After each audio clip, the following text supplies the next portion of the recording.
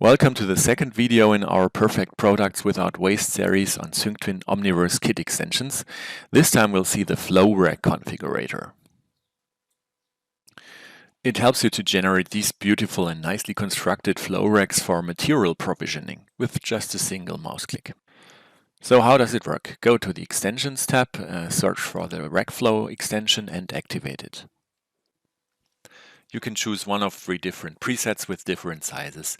Accordingly, the rack is rebuilt with appropriate elements and angles. For example, additional roller tracks are added on demand. You can also create racks in arbitrary sizes. Just edit the detail fields and press the Update button.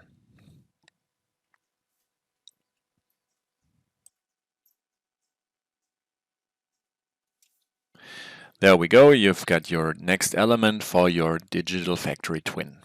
As with all SyncTwin extensions, the rack specification is stored in USD manufacturing semantics in the USD file. Also, all racks can be used with ePolog.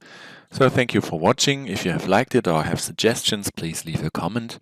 For more information, visit our websites.